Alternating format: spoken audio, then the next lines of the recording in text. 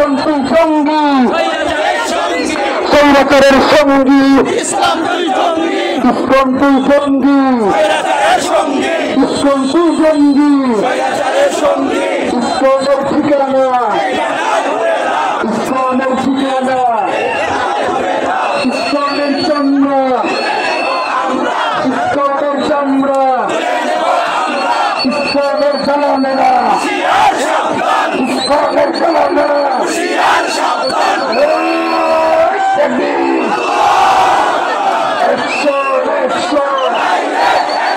মুসলমানের অক্ষর, আলেমার অক্ষর, বহু জনতার অক্ষর, ইসলামের ঠিকানা, ইসলামের ঠিকানা, আমার ভাই শহীদ কেন, আমার ভাই শহীদ কেন, ইসলামের ঠিকানা।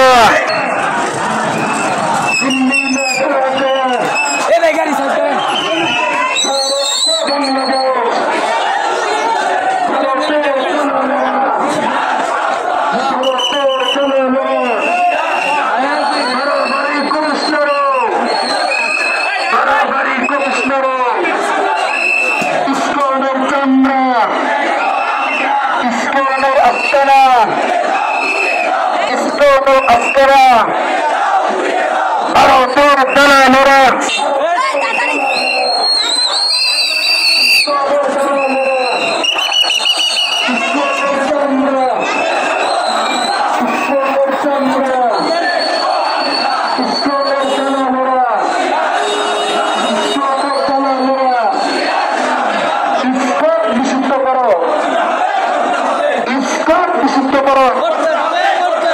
আমার ভাই ইসলাম তুই জঙ্গি, ইসলাম তুই জঙ্গি, স্বৈরাচারের সঙ্গী, ইসলামের ঠিকানা, ইসলামের ঠিকানা, ইসলাম তুই জঙ্গি,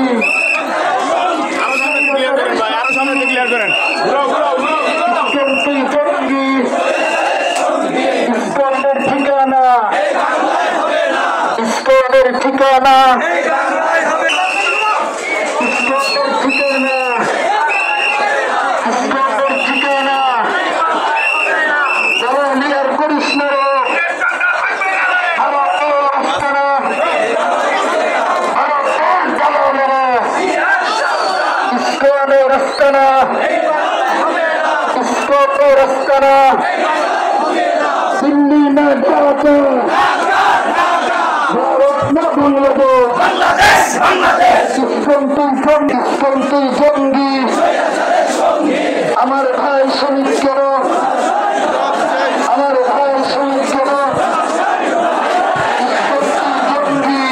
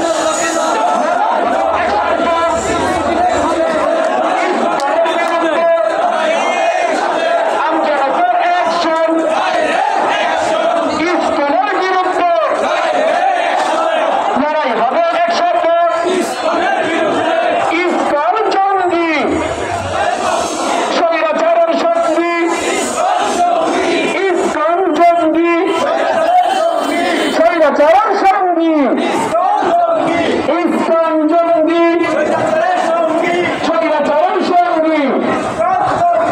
ইসকন ঘাটের কাছে করিম আম্মাবাদ।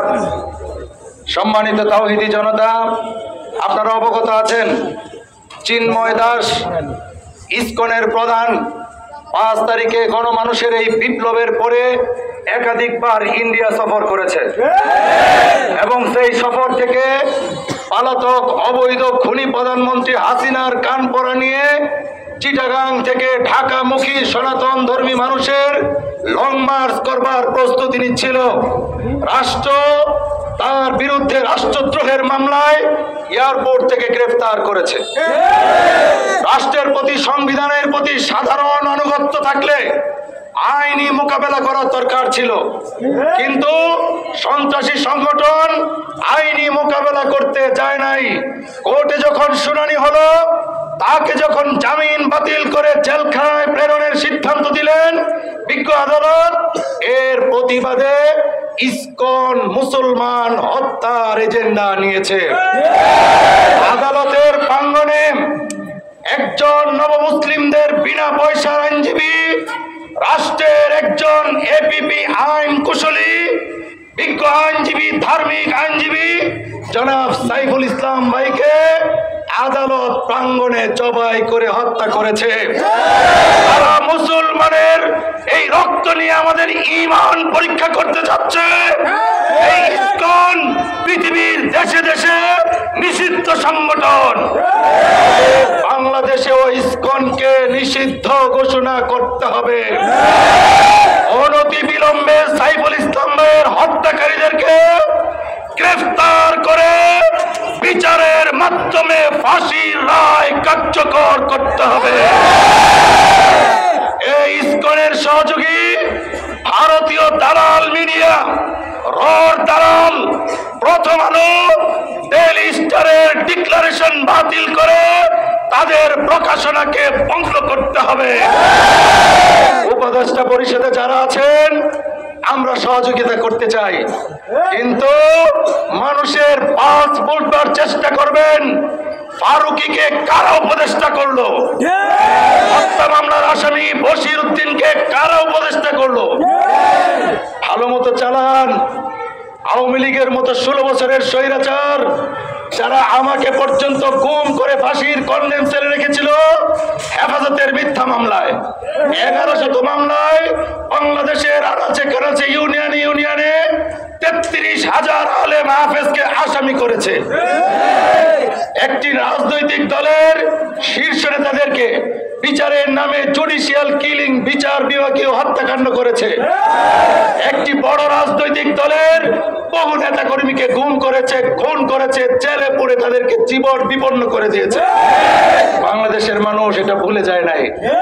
যারা খুনি হাসিনাকে তাড়াতে পেরেছে, এখনো যারা উপদেষ্টা পরিষদে অথবা কোন টিভি মিডিয়ায় ভারতীয় এজেন্ডা বাস্তবায়ন করবে, তোমাদেরকেও বাংলাদেশে এক বিগত জায়গা ছেড়ে দেওয়া হবে না। ভারত আমাদের ভৌগোলিক শত্রু।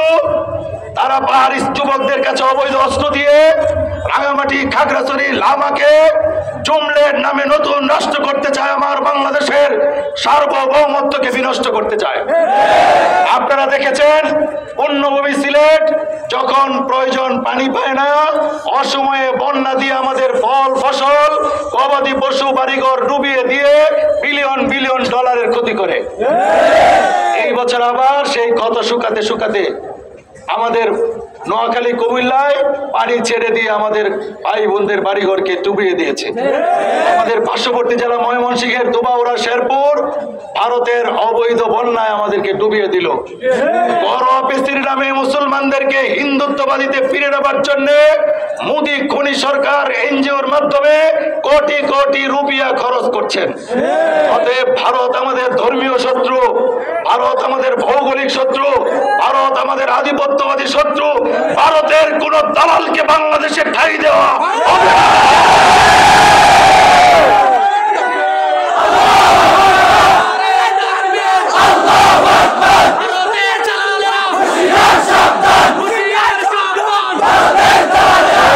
শেষ কথা শেষ কথা, গাজীপুরেও বহু হিন্দু ধর্মের মানুষ আছেন, আপনারা নিরাপদে থাকুন, উপাসনালয়ে উপাসনা করুন।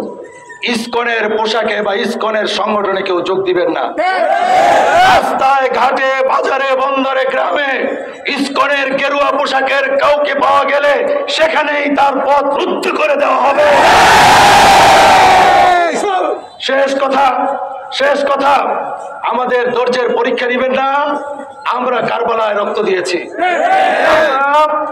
আমাদের বালাকোটে রক্ত দিয়েছি, বদরে রক্ত দিয়েছি, হেফাজতের 5 মে শাপলা চত্বরে রক্ত দিয়েছি। যদি জীবন দেওয়ার প্রয়োজন হয়, ভারতের বিরুদ্ধে কসবায়ে হিন্দে জীবন দেওয়ার জন্য, রক্ত দেওয়ার জন্য কারা কারা প্রস্তুত?